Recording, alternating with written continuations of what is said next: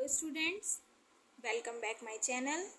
आप सबका बहुत बहुत स्वागत करती हूँ मैं अपने चैनल पर। आज हमारा यूट्यूब पर फर्स्ट वीडियो है, तो मैं चाहती हूँ कि अगर आपको मेरा वीडियो अच्छा लगे, मेरा समझाने का तरीका अच्छा लगे, तो आप मुझे प्लीज़ सपोर्ट कीजिएगा। और अगर हमारी वीडियो अच्छी लगे, हेल्पफुल लगे, तो लाइक शेयर कमेंट ज़रूर कीजिएगा। तो आज हम पढ़ने वाले हैं ज्ञान। ये हमारा बीएड सेकेंड ईयर का मोस्ट इम्पॉर्टेंट टॉपिक है, जो हमारा लॉन्ग टाइप क्वेश्चन में ज़रूर पूछा जाता है। आप कोई भी प्रीवियस ईयर उठाकर देख सकते हैं।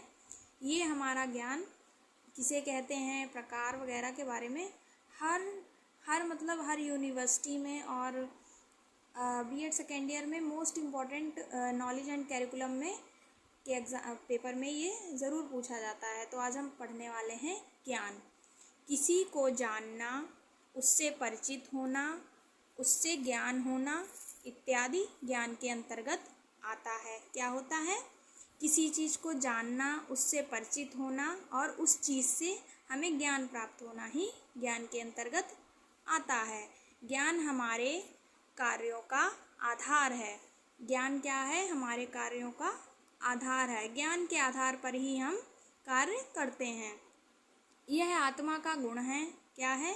यह आत्मा का गुण भी है। मनुष्य सही या गलत ज्ञान के आधार पर ही कार्य करता है ना। जब हमारे अंदर ज्ञान होगा, तभी हम सही और गलत में डिफरेंस कर पाएंगे, तभी हम अपना निर्णय ले पाएंगे। अगर हमारे अंदर ज्ञान है किसी विषय को लेकर, तभी हम ज्ञान ही हमारे जीवन में एक सबसे महत्वपूर्ण चीज़ है। अगर हमारे पास ज्ञान नहीं है तो हम अपना डिसीज़न ठीक तरीके से नहीं ले सकते हैं। इसीलिए कहते हैं कि अगर हम कोई काम शुरू कर रहे हैं किसी भी फील्ड में, तो हमें उस चीज़ में ज्ञान होना चाहिए। अगर हमें ज्ञान नहीं होगा तो क्या होगा? हम उतना अच्छे से बेहतर तरीके से अपने आप को प्रेजेंट नहीं कर पाएंगे। इसीलिए ज्ञान का हमारे जीवन में एक महत्वपूर्ण स्थान है। तो अब हम पढ़ेंगे कि ज्ञान शब्द जो है हमारा कहाँ से आया है, अंग्रेजी में इसको क्या कहते हैं, और भी बाकी डिटेल में पढ़ेंगे। तो हम स्टार्ट करते हैं। ज्ञान शब्द ज्ञा धातु से बना है, जिसका अर्थ होता है जानना या अनुभव करना। ठीक है, जानना या फिर किसी चीज़ को अनुभव करना कि ये चीज़ कैसे की जाएगी। ज्ञान के लिए अंग्रेजी भाषा में नॉलेज शब्द का प्रयोग किया जाता है। वो तो आपको पता ही है, नॉर्मल सी बात है कि ज्ञान को हम अंग्रेजी में नॉलेज कहते हैं। नॉलेज शब्द का प्रयोग किया जाता है। नॉलेज शब्द नो से बना है। नो मतलब जिसका अर्थ होता है जानना या फिर कुछ जानना। इस प्रकार हम कह सकते हैं कि ज्ञान का अर्थ कुछ जानने की प्रक्रिया से होता है। जैसे कि हम किसी भी फील्ड में जाते हैं, उसके बारे में जानकारी प्राप्त करते हैं, वही हमारा ज्ञान कहलाता है। किसी भी वस्तु को जो हमारे आसपास है, उसके स्वरूप को जैसा वह है वैसा ही जानना है ना, वो क्या कहलाता है? ज्ञान कहलाता है। इस प्रकार कहा जा सकता है कि किसी वस्तु के बारे में सही जानकारी का होना ही ज्ञान है। ज्ञान का तात्पर्य उस जानकारी से लिया जाता है जो मनुष्य को भौतिक जगत के बारे में, अर्थात अपने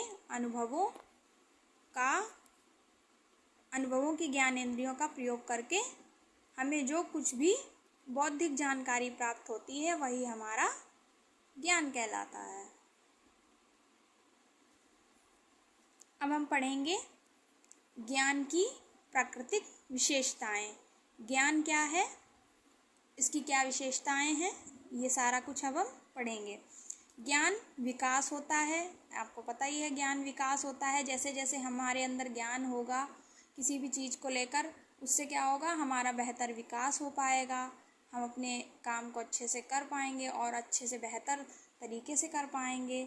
ज्ञान की प्रकृति अमूर्त है। ठीक है, अमूर्त रूप से सोचने पर भी हमें मजबूर करता है ज्ञान। ठीक है, ज्ञान कुछ नया सीखने से बढ़ता है। अगर हम कुछ नया सीख रहे हैं तो हमारे ज्ञान में क्या होती है? वृद्धि होती है। ज्ञान शिक्षा से सकारात्मक रूप से संबंधित होता है। कैसे होता है? सकारात्मक रूप से संबंधित होता है। ये पॉजिटिविटी लाता है हमारे अंदर।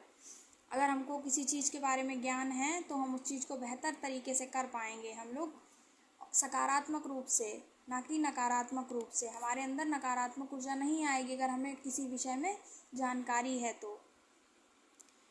ज्ञान जीवन का आधार है। अगर हमारे जीवन में ज्ञान नहीं होगा तो हम अपने कार्य को कैसे कर पाएंगे?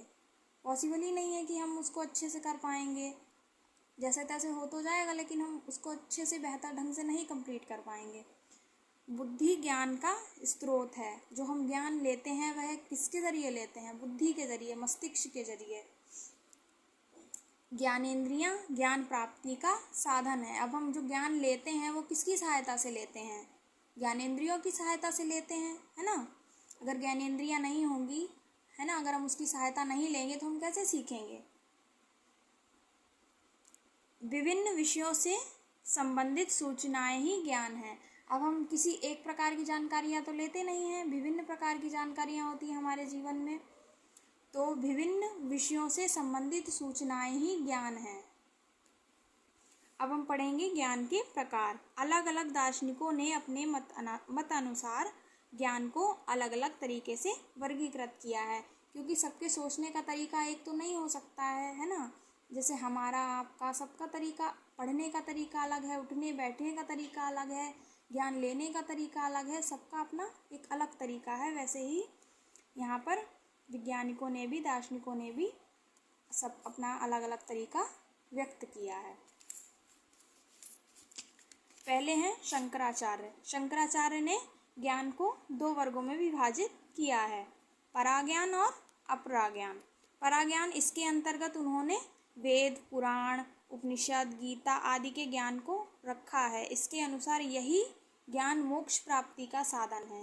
इन्होंने पराज्ञान के अंतर्गत इन सारी चीज़ों को रखा है और उन्होंने बताया है यही मोक्ष प्राप्ति का एक साधन है।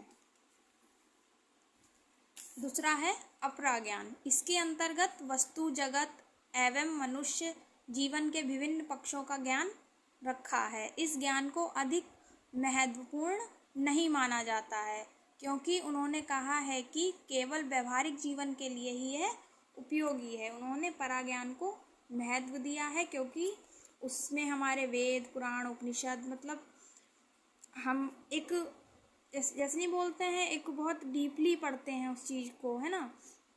उससे हमारे अंदर मोक्ष प्राप्ति की चीज़ें हैं, उससे रिलेट करती हैं, इसीलिए उन्होंने उसको एक बेहतर ज्ञान माना है। लेकिन उपरा ज्ञान को उन्होंने केवल एक व्यवहारिक जीवन के लिए ही माना है, बाकी वो इसको सच नहीं मानते हैं। इसमें मतलब विभेद करते हैं।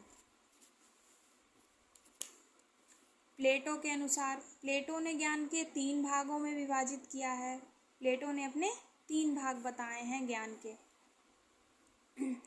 इंद्रियजन्य ज्ञान, सम्मतिजन्य ज्ञान, चिंतनजन्य ज्ञान। अब आप इससे, अगर आपको नहीं भी आता हो, अगर आप इन 3 नामों को ही अगर आप याद कर लेते हैं तो आप इनके नामों से ही डेफिनेशन निकालकर बड़े आराम से लिख सकते हैं। इंद्रिय, जैसे आप समझ सकते हैं ये इंद्रियों की बात कर रहा है। सम्य, चिंतन, चिंता करके, है ना। तो हम इसके बारे में भी पढ़ लेते हैं थोड़ा सा। ज्ञान, इस वर्ग में उन्होंने उस ज्ञान को रखा है जिसे मनुष्य अपने अनुभव द्वारा प्राप्त करता है, मतलब अपने अनुभवों से जो एकत्र करता है उस ज्ञान को रखा है उन्होंने। इस ज्ञान को वह आंशिक सत्य मानते हैं, कुछ सत्य मतलब कुछ हद तक सत्य मानते हैं, आंशिक रूप से सत्य मानते हैं, ठीक है। उनका विचार है कि अनुभव सत्य हो भी सकता है और नहीं भी हो सकता है, मतलब संभवता मानी है, प्रॉपरली सत्य नहीं माना है, बोला नहीं, आंशिक रूप से सत्य मानते हैं।